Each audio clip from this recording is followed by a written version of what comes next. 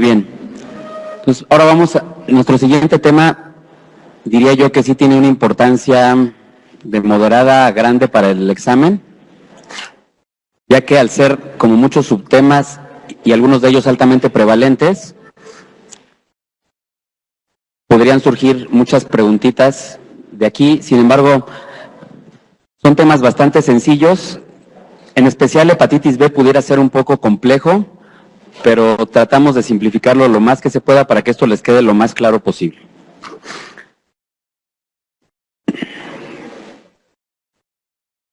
Entonces, desde el punto de vista práctico, dividimos a las hepatitis de acuerdo a su modo de transmisión. Aquellas que tienen una transmisión fecal-oral y aquellas que tienen una transmisión parenteral.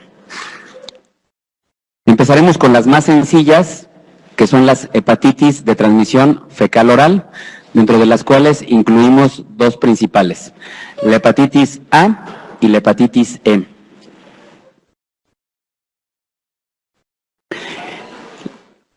Estas dos son causadas por virus de hepatitis RNA y su transmisión es fecal-oral. Ambas tienen una estrecha relación con subdesarrollo o malas condiciones de higiene. De tal forma que, en general, las hepatitis de transmisión fecal-oral son mucho más prevalentes en países con pobres condiciones de desarrollo y pobres condiciones de higiene. Típicamente, el método más frecuente es contaminación del agua debido a mala higiene y mala sanidad. Realmente el cuadro clínico es muy similar entre la hepatitis A y la hepatitis C, y típicamente el cuadro clínico es el de una hepatitis aguda. Dolor en el hipocondrio derecho asociado a astenia, adinamia, fiebre e ictericia. No hay mucha diferencia respecto al cuadro clínico. Sin embargo, existen algunas otras diferencias importantes entre ambos tipos de hepatitis que vale la pena que ustedes conozcan. En primer lugar, la agresividad de la enfermedad.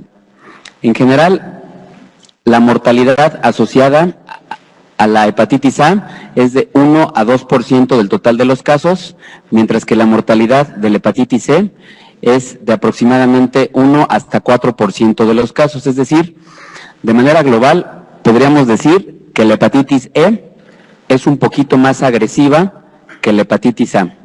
Más o menos un 1% de los pacientes tienen falla hepática aguda en los casos de la hepatitis A, hasta 4% de los pacientes tienen falla hepática aguda en los casos de hepatitis E, y este porcentaje se incrementa sustancialmente en mujeres embarazadas. Hasta el 25% de las mujeres en el tercer trimestre de embarazo pueden cursar con falla hepática aguda si tienen una hepatitis aguda por virus de la hepatitis E. Tan es así que el virus de la hepatitis E es una de las causas más típicas de falla hepática aguda en mujeres embarazadas. Acuérdense, para que esto no se les olvide, E de embarazo, E de hepatitis E.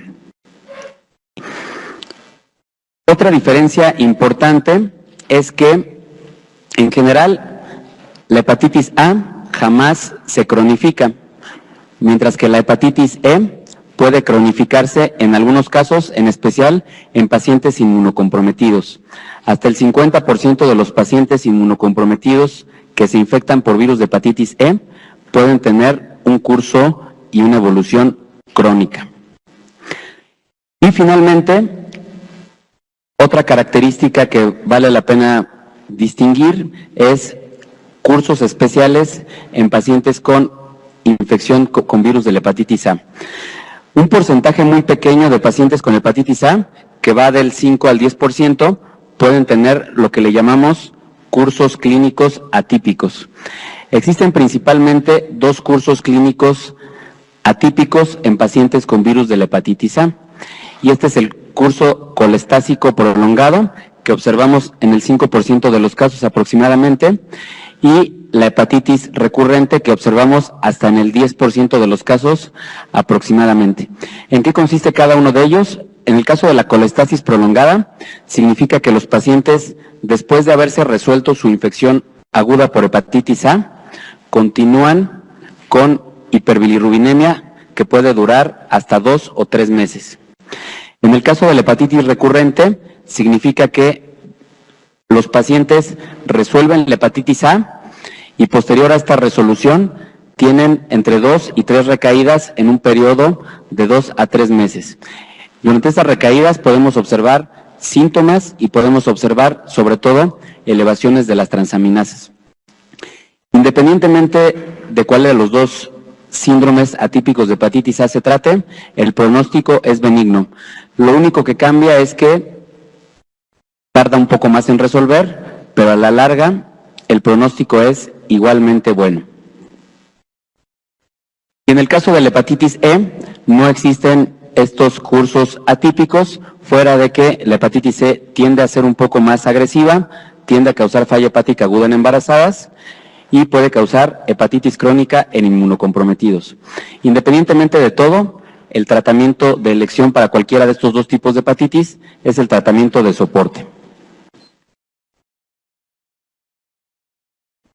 A continuación hablaremos de las hepatitis de transmisión parenteral, dentro de las cuales tenemos dos principales tipos, tenemos la hepatitis B y la hepatitis C.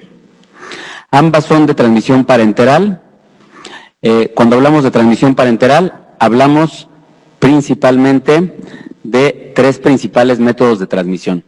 Transmisión vertical, de madre a hijo, transmisión por piquete de aguja, ya sea accidental o por uso de drogas intravenosas, y transmisión por contacto sexual. Cualquiera de estos tres métodos de transmisión tiene relevancia para la transmisión de estas hepatitis de transmisión parenteral. Aquí vale la pena hacer algunas distinciones dependiendo del tipo de hepatitis. En general, si ustedes me preguntaran cuál de los dos tipos de hepatitis tiene un mayor potencial de contagio, mi respuesta sería la hepatitis B. Casi para cualquier método de transmisión, la hepatitis B tiene una mayor tasa de transmisión en comparación con la hepatitis C. Por ejemplo, la transmisión vertical para virus de la hepatitis B puede llegar hasta el 90% de los pacientes, mientras que la transmisión vertical para virus de la hepatitis C oscila entre 5 a 10% de los casos. La transmisión por piquete de aguja accidental también difiere y es mayor en virus B que en virus C. Esta transmisión es de aproximadamente 1%, 1 a 2% en pacientes que tienen virus de hepatitis C, mientras que puede ser de alrededor de 25% en pacientes que tienen virus de la hepatitis B. Y finalmente, en general, existe un concepto importante que es que la relación de las hepatitis de transmisión parenteral con el carcinoma hepatocelular. Y esto ya lo habíamos aclarado, espero que más o menos el otro día que lo hablamos les haya quedado claro el concepto, pero para aquellos que no, lo vamos a repetir. Y habíamos dicho que el carcinoma hepatocelular se desarrolla casi siempre en hígados previamente cirróticos.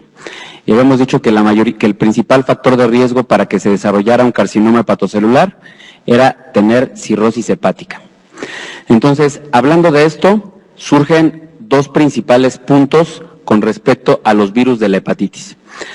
El virus de la hepatitis C únicamente puede causar hepatocarcinoma en hígado cirrótico, mientras que el virus de la hepatitis B puede causar hepatocarcinoma tanto en hígado cirrótico como en hígado no cirrótico. Es por eso que, si en el examen les preguntan cuál de los dos virus es más oncogénico, la respuesta correcta es virus de la hepatitis B.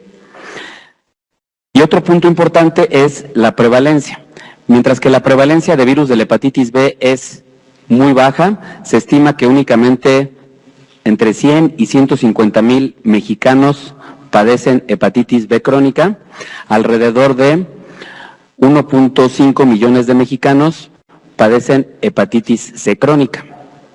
Es por eso que, si en el examen les preguntan cuál es la causa viral más frecuente de hepatocarcinoma, la respuesta correcta es virus de la hepatitis C, ¿de acuerdo?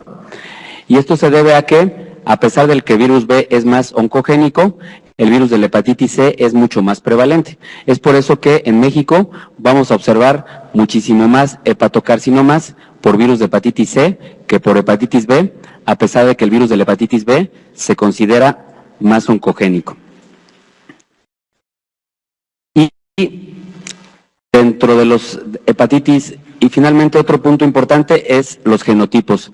El genotipo más frecuente de virus de la hepatitis B en México es el genotipo H, y el genotipo más frecuente del virus de la hepatitis C en México es el genotipo 1B.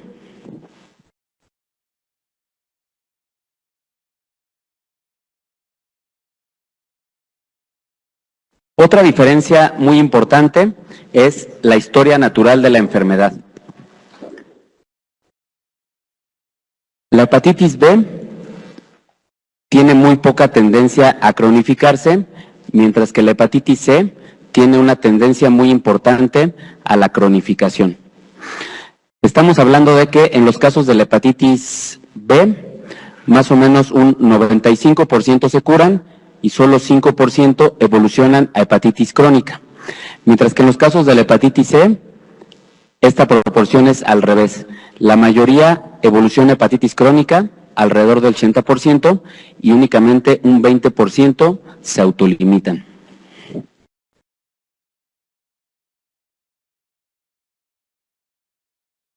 Entonces, antes de entrar en detalle de los tipos de hepatitis más importante, me interesaría saber si hasta aquí hay alguna duda. Bueno, entonces, vamos en primer lugar con el virus de la hepatitis B. Para poder entender los diferentes perfiles del virus de la hepatitis B, pues en primer lugar tenemos que entender la nomenclatura, y esto es lo que se nos puede llegar a dificultar mucho, sobre todo cuando estamos en pregrado o estudiando para el ENARM. Yo les confieso, por ejemplo, que en mi época yo llegué al ENARM sin entender los perfiles de la hepatitis B. Espero que no sea el mismo caso que ustedes. Entonces quedamos que para poder entender los perfiles tenemos que conocer la nomenclatura. Y entonces vamos a ver los principales términos para que esto quede claro. El primero es antígeno de superficie de virus de hepatitis B, que significa infección activa. En segundo lugar tenemos el anticuerpo antiantígeno de superficie, que significa inmunidad, ya sea porque el paciente se vacunó o ya sea porque se curó del virus de la hepatitis B. En tercer lugar, tenemos los anticuerpos anticore. Estos anticuerpos anticore significan exposición al virus o contacto con el virus. Cuando el anticore es IgM, es un marcador de exposición o contacto reciente con el virus. Cuando el anticore es IgG, es un marcador de contacto antiguo con el virus. Posteriormente tenemos los marcadores de replicación, que son el antígeno E y el DNA. La positividad de cualquiera de los dos es un marcador de replicación, y en el caso del DNA podemos incluso nosotros cuantificar qué tanto está replicando el virus. Estos marcadores de replicación son especialmente relevantes para las fases crónicas de la hepatitis B, como veremos en un momento. Y finalmente tenemos un anticuerpo antiantígeno E, que significa que un paciente que estaba replicando dejó de replicar. Es decir, los pacientes pierden el antígeno E, que es un marcador de replicación, y ganan anticuerpo antiantígeno E, que es un marcador de suspensión de replicación. Esto ahorita que veamos hepatitis B crónica les va a quedar más claro. Y definimos hepatitis B crónica como una persistencia del antígeno de superficie por más de 6 meses. Y de acuerdo a esto, nosotros vamos a definir los principales perfiles de hepatitis viral. Entonces, si un paciente nunca ha estado expuesto y nunca ha sido vacunado para virus de hepatitis B, pues obviamente no tiene por qué tener positividad de ninguno de los marcadores. Es muy sencillo. Para entender el perfil de vacunación, es importante primero conocer en qué consiste la vacuna para el virus de la hepatitis B. Entonces, su siguiente compañero me podría decir qué tipo de vacuna es la vacuna para virus de hepatitis B. ¿Quién tiene el micrófono? Es recombinante y es un virus inactivo. ¿Es un qué, perdón? Virus inactivo. No, es una vacuna recombinante. Únicamente le metes el antígeno para que el paciente genere anticuerpos contra ese antígeno. Entonces, un paciente vacunado en ningún momento tiene contacto con el virus. Tiene contacto únicamente con un antígeno recombinante que le genera inmunidad. ¿De acuerdo? Es por eso que un paciente vacunado, que es la segunda fila,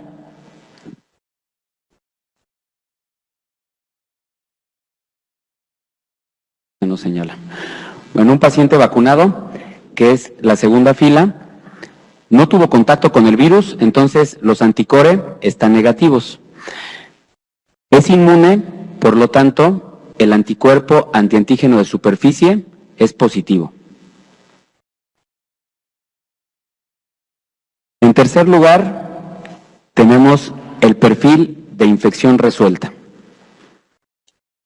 Los pacientes que tuvieron una infección resuelta tuvieron contacto antiguo con el virus, lo cual podemos observar mediante un IgG anticore positivo, y como resolvió la infección, se considera que actualmente el paciente es inmune, es decir, está curado a la infección, y por lo tanto tiene un anticuerpo antiantígeno de superficie positivo. En cuarto lugar, tenemos el perfil de infección aguda. Los pacientes que tienen una infección aguda por virus de la hepatitis B tuvieron contacto reciente con el virus, por lo tanto, van a tener un anticore IgM positivo. En este momento no sabemos si estos pacientes van a ser del 95% de los pacientes que se van a curar o del 5% de los pacientes que van a permanecer crónicos. En este momento, como está aguda la infección, todavía se encuentra activa, por lo tanto, el antígeno de superficie es positivo. Y finalmente tenemos el perfil de infección crónica.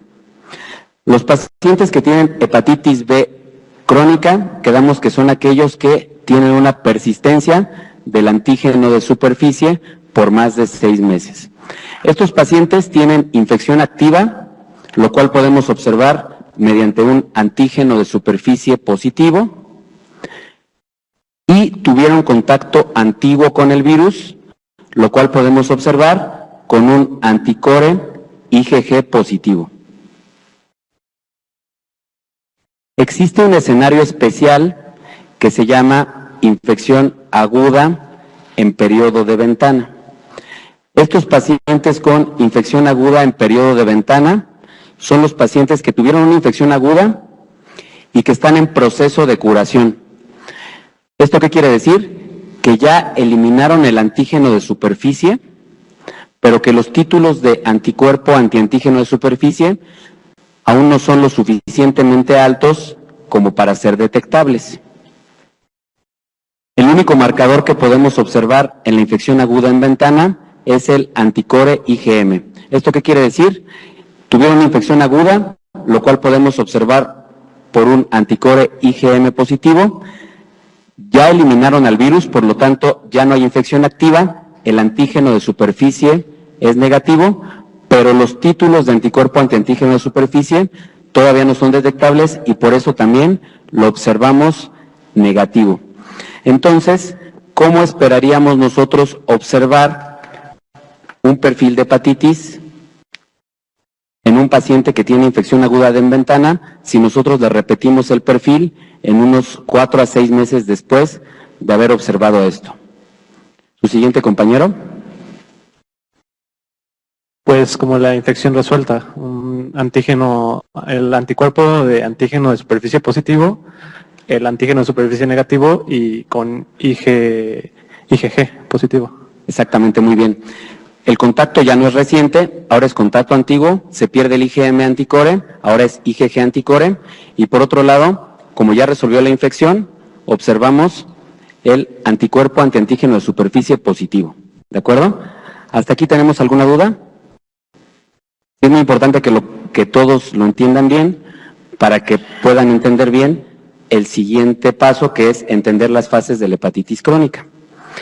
Entonces, cuando hablamos de hepatitis crónica B, hablamos sobre todo de la última columna, que es el 5% de los casos.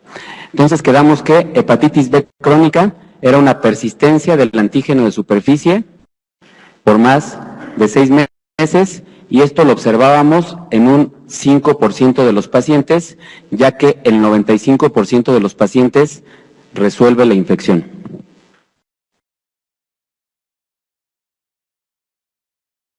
Y para entender la hepatitis B crónica, es fundamental tener en cuenta dos principales conceptos. En primer lugar, la replicación viral, y en segundo lugar, la fisiopatogenia del daño hepático en pacientes con hepatitis B crónica. El concepto fundamental aquí es que el daño hepático en los pacientes que tienen hepatitis B crónica no depende per se de la replicación viral. El daño hepático depende de la respuesta del huésped contra el virus.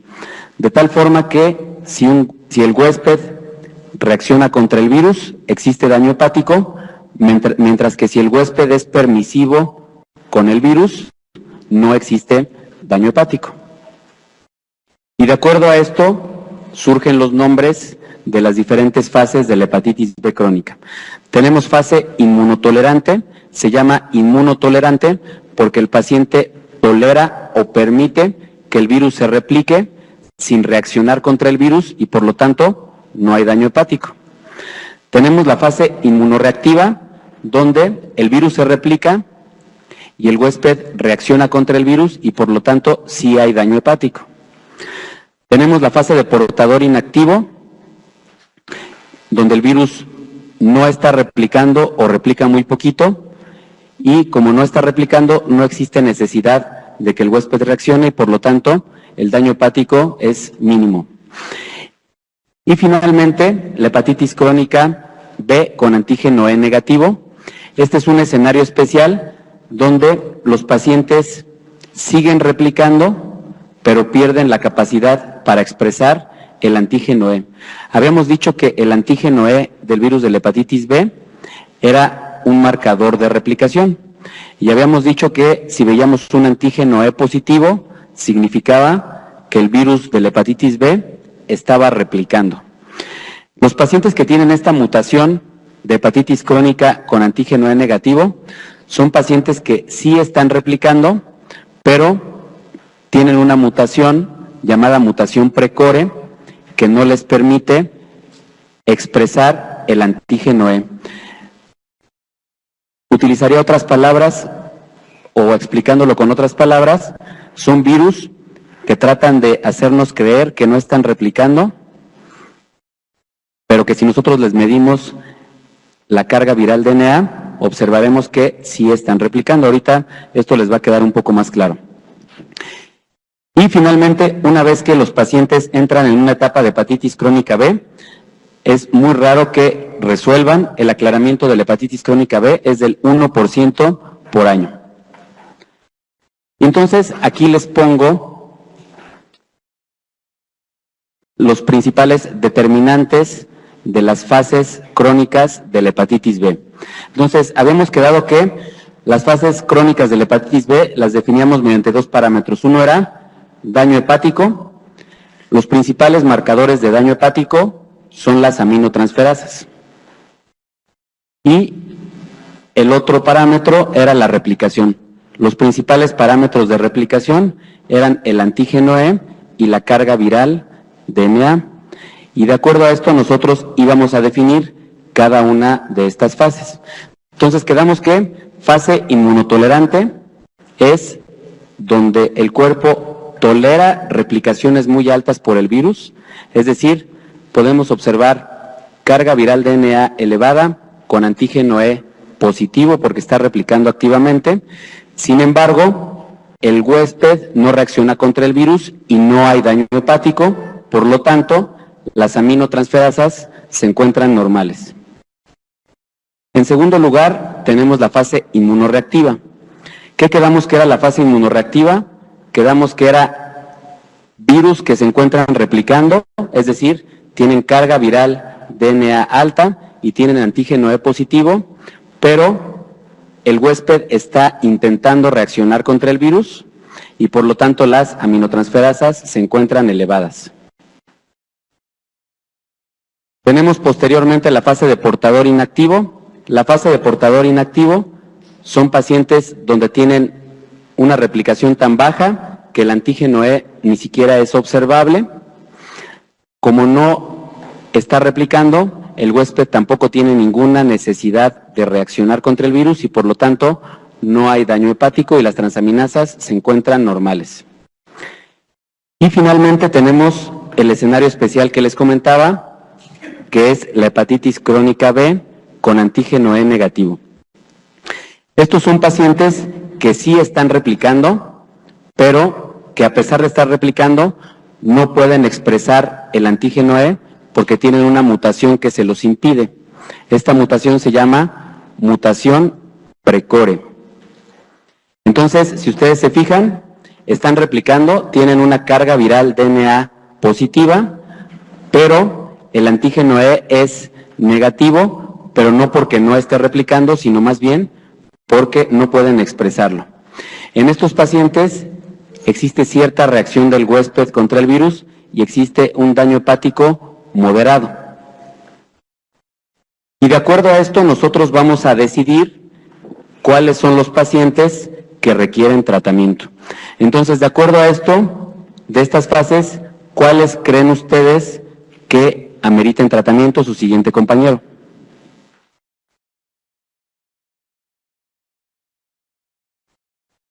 La inmunorreactiva. Ajá. ¿Y qué otra? La crónica sin expresión de antígeno. Ajá. La hepatitis crónica B con antígeno E negativo. Estas son las dos principales indicaciones de tratamiento para pacientes que tienen hepatitis B. ¿Por qué? Porque son pacientes que tienen daño hepático. Entonces, arriba se los pongo, la fase inmunorreactiva y la hepatitis crónica con antígeno E negativo son las dos principales indicaciones de tratamiento porque son pacientes que tienen replicación activa y además tienen daño hepático. Existe además otro escenario importante que vale la pena mencionar, que son los pacientes inmunosuprimidos con riesgo de reactivación. Pacientes ya sea por una enfermedad que los inmunosuprima o bien pacientes que requieren tratamientos inmunosupresores dentro del manejo de su enfermedad, ya sea trasplantados, enfermedades reumatológicas, cáncer, etcétera. El principio aquí es que cualquier causa de inmunosupresión puede ocasionar reactivación de una infección crónica por virus de la hepatitis B. Y lo que me interesa aquí es que la terapia inmunosupresora que conlleva mayor riesgo de reactivación del virus de la hepatitis B es el uso de anticuerpos anti-CD20 como el rituximab.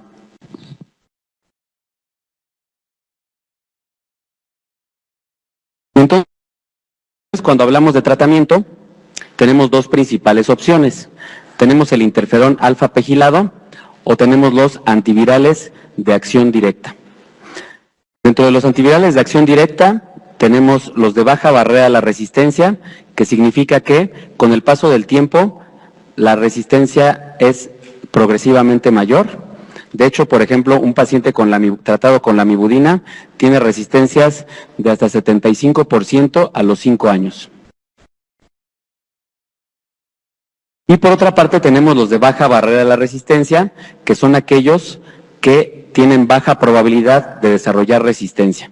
Cuando nosotros utilizamos antivirales de acción directa, estamos obligados a utilizar los de alta barrera de la resistencia, como el entecavir y el tenofovir.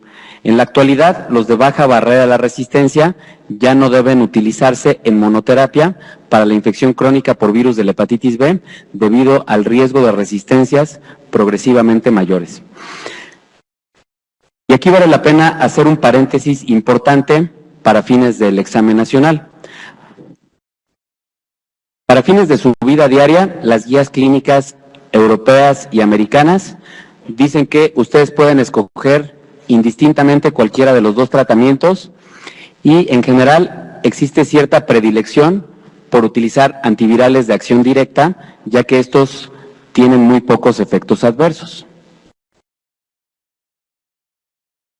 Por otro lado, el interferón ofrece una mejor tasa de respuesta o una mayor probabilidad de curación. Entonces, para fines de su vida diaria, pueden utilizar cualquiera de los dos de manera indistinta. Para fines del ENARM, se considera el interferón pegilado alfa como tratamiento de primera elección, y solo en aquellos pacientes que tienen contraindicación al uso de interferón, que no toleraron el interferón o que no respondieron al interferón, deben utilizarse los antivirales de acción directa.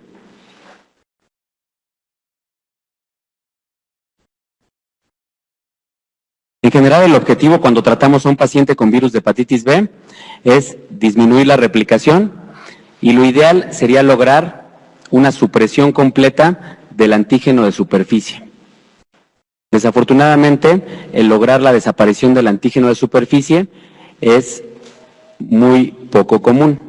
Lo más frecuente es que simplemente logremos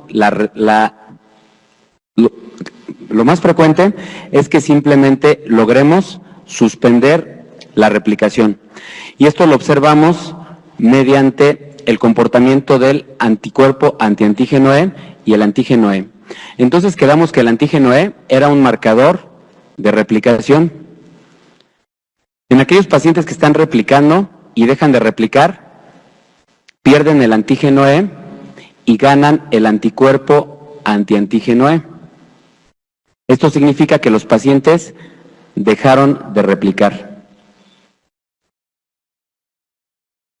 De tal forma que si nosotros logramos que un paciente deje de replicar, le vamos a dar un refuerzo 6 meses después de haber seroconvertido, mientras que si el paciente sigue replicando indefinidamente, le tenemos que dejar el tratamiento indefinido. Por otra parte, los pacientes que tienen la mutación y que no pueden expresar bien el antígeno E, es decir, los pacientes con hepatitis B con antígeno E negativo, requieren tratamiento indefinido. ¿Hasta aquí tenemos alguna duda? Muy bien, entonces vamos a pasar a nuestro siguiente tema, que es infección crónica por virus de la hepatitis C. El virus de la hepatitis C es un virus RNA, y la prueba diagnóstica de elección inicial para el virus de la hepatitis C es el ELISA para virus C. Ante un ELISA positivo, la prueba confirmatoria es una carga viral RNA en suero.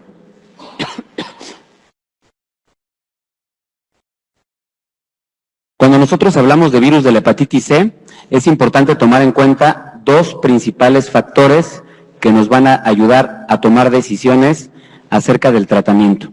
En primer lugar, el genotipo, y en segundo lugar, el grado de fibrosis en un paciente. En cuanto al genotipo, se considera que el genotipo de mejor pronóstico para el interferón ribavirina es el genotipo 2. Y el genotipo más frecuente en México es el genotipo 1B. El genotipo 3 se asocia a esteatosis, como lo habíamos visto en clases anteriores. Y nuestro siguiente parámetro es la evaluación del grado de fibrosis. El principio aquí es que entre más fibrosis, menor probabilidad de respuesta. Y de hecho, los pacientes con cirrosis hepática tienen menos probabilidades de responder en comparación con los pacientes que no tienen fibrosis. Cuando nosotros le vamos a dar tratamiento a un paciente con virus de la hepatitis C, una de las principales metas es erradicar al virus. Cuando nosotros logramos erradicar al virus, a esto le llamamos respuesta viral sostenida. ¿Qué significa respuesta viral sostenida? Una carga viral negativa 6 meses, es decir, 24 semanas después de haber finalizado el tratamiento. Y esto es sinónimo de curación. Es decir, si yo a un paciente le di tratamiento para virus C y le hice una carga viral a los 6 meses después de haber finalizado y esta es negativa, puedo decir que el paciente está curado ya que tiene respuesta viral sostenida.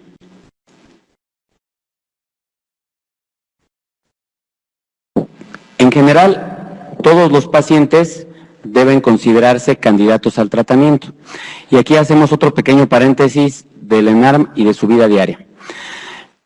Entonces, para su vida diaria, actualmente el tratamiento estándar para el virus de la hepatitis C son los antivirales de acción directa. Desafortunadamente, los antivirales de acción directa son muy costosos. Si yo les hago una receta por un antiviral de acción directa, les van a decir en la farmacia que son aproximadamente 750,000, 800,000 pesos. Pues obviamente la mayoría de las personas no van a poder costear este tipo de medicamentos.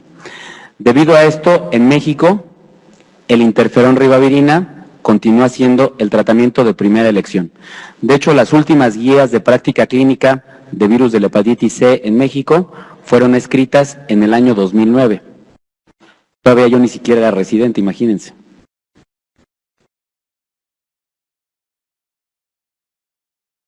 Entonces, para que ustedes comprendan los conceptos de tratamiento, es importante que conozcan un poco la historia de los antivirales.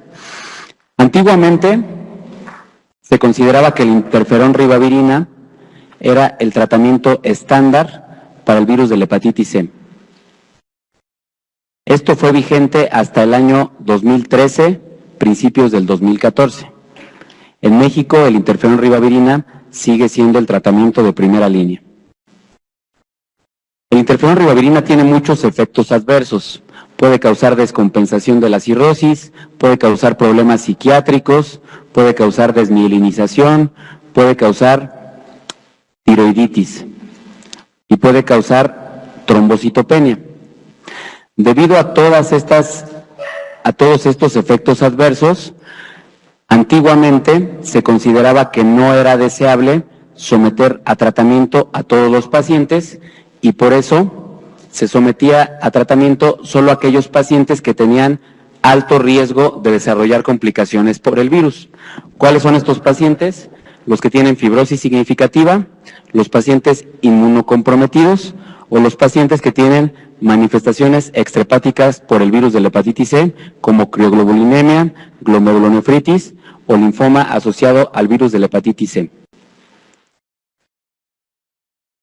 Actualmente, a pesar de que estos pacientes que les pongo aquí siguen siendo prioritarios para el tratamiento, como contamos con antivirales de acción directa que son muchísimo más amigables y requieren tratamientos mucho más cortos, todos los pacientes deben tratarse. Entonces, para fines de su ENARM, únicamente vamos a tratar a los pacientes de alto riesgo. Para fines de su vida diaria, cualquier paciente infectado por virus de la hepatitis C debe ser tratado siempre y cuando sus posibilidades económicas se lo permitan. Entonces hablemos de algunas generalidades del tratamiento. Habíamos dicho que los dos principales factores para elegir el tratamiento de un paciente con virus de la hepatitis C eran el genotipo y el grado de fibrosis. Quedamos que el genotipo nos da diferentes tasas de respuesta y diferente pronóstico a los antivirales. Y habíamos dicho que el genotipo que tenía mejor pronóstico al interferón ribavirina era el genotipo 2. Habíamos dicho también que entre más fibrosis, menos respuesta, y la presencia de cirrosis disminuye respuesta. Por lo tanto, si un paciente tiene cirrosis, tenemos que tomar algunas medidas para tratar de optimizar la respuesta a los antivirales.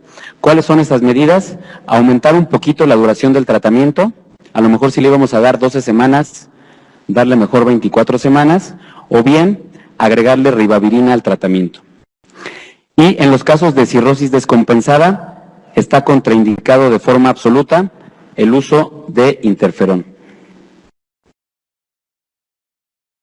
Y quedamos que la Guía de Práctica Clínica Mexicana del 2009 nos sigue diciendo que el tratamiento de primera línea es el interferón ribavirina. La duración del tratamiento va a depender del genotipo. Para genotipos 1 y 4, la duración es de 48 semanas. Para genotipos 2 y 3, la duración es de 24 semanas. Cuando utilizamos dentro de nuestra vida diaria antivirales de acción directa, vale la pena, aunque sea conocerlos, no me interesa que se los aprendan, lo único que les voy a enseñar yo es a reconocerlos y que sepan a qué familia de fármacos pertenecen. Los inhibidores de la proteína NS5A, acuérdense, A de asvires, tenemos el daclatasvir, ledipasvir, onvitasvir y belpatasvir. NS5B, acuérdense, B de buvires, la proteína NS5B es la polimerasa del virus, entonces los inhibidores NS5B o B de buvires también se consideran inhibidores de la polimerasa del virus. Y estos los reconocemos por la terminación en buvir, como sofosbuvir y dazabuvir.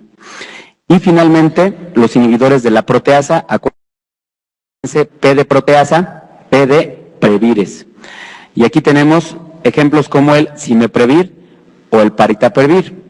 Los inhibidores de la proteasa de primera generación, como el telaprevir y boceprevir, ya no se utilizan. Cuando decidimos utilizar antivirales de acción directa, para los pacientes con genotipo 1 se utiliza sofosbuvir ledipasvir por 12 semanas, para los pacientes con genotipo 2, sofosbuvir belpatasvir o sofosbuvir daclatasvir por 12 semanas. Y el sofosbuvir belpatasvir y el sofosbuvir daclatasvir se consideran pangenotípicos, es decir, pueden disminuir la replicación de cualquier genotipo del virus de la hepatitis C. ¿Hasta aquí tenemos alguna duda?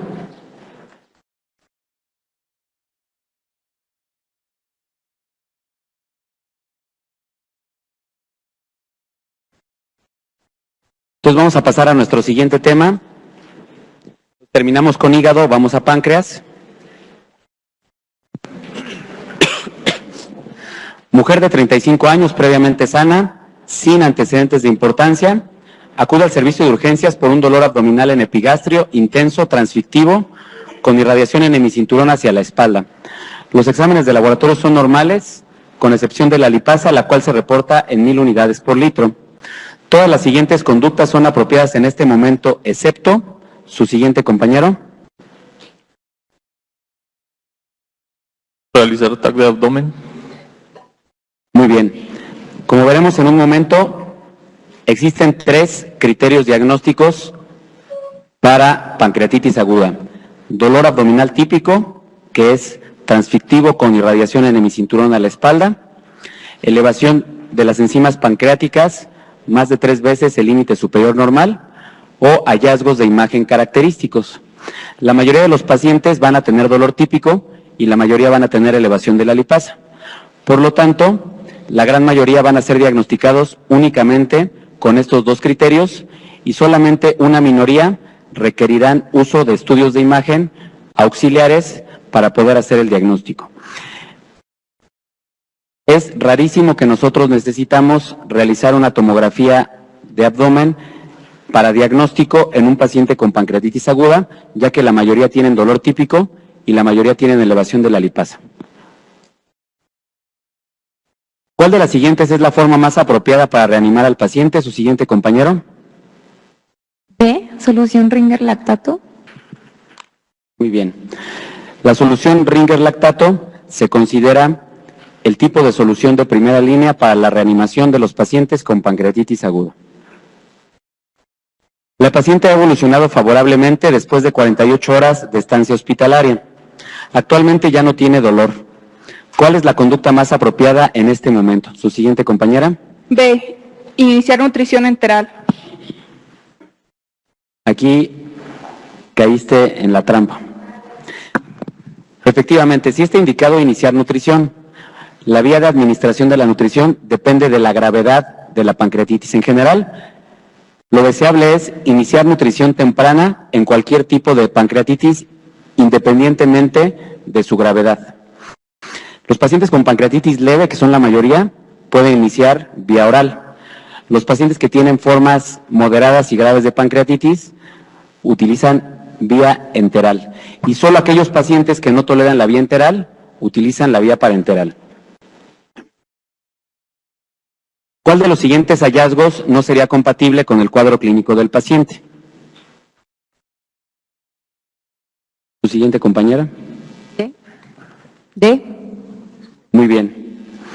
El signo de Gray-Turner es un signo de pancreatitis necrótico hemorrágica. De acuerdo al caso clínico que les estamos planteando aquí, no existen datos que nos hagan pensar en que el paciente está teniendo un curso de gravedad. Entonces, ¿sería normal ver edema? Pues sí, sería normal porque tiene pancreatitis. ¿Es normal que tenga función renal normal? Pues sí. ¿Es normal que tenga función respiratoria normal? También. Sin embargo, no nos cuadraría que un paciente tuviera signo de Gray-Turner, porque este es un dato de pancreatitis necrótico hemorrágica y nosotros esperaríamos ver algún otro dato de gravedad en el paciente.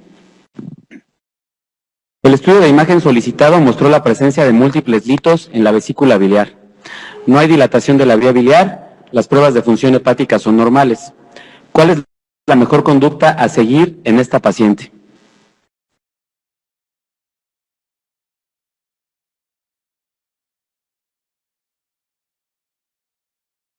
Siguiente compañera.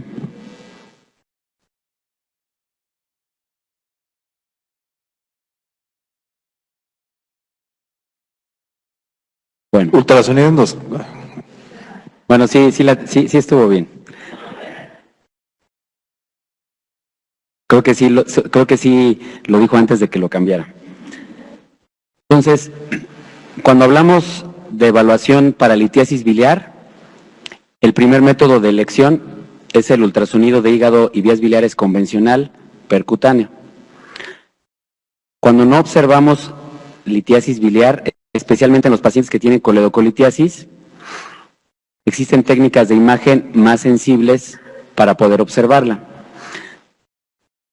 Tenemos dos técnicas de imagen que son especialmente sensibles para poder hacer un diagnóstico de precisión de coledocolitiasis.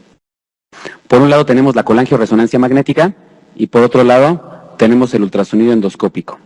De estos dos, se considera que el ultrasonido endoscópico es la técnica más sensible para el diagnóstico de coledocolitiasis. Y por eso, antes de someter a CEPRE a un paciente, debemos estar seguros de que el paciente tenga coledocolitiasis. Si no estamos seguros de que el paciente tenga coledocolitiasis, estamos obligados a buscarla con alguna de estas dos técnicas que les acabo de decir, ya sea con colangioresonancia magnética o con ultrasonido endoscópico. Si estas dos técnicas nos confirman que tiene coledocolitiasis, entonces ya el paciente puede ser sometido a CEPRE.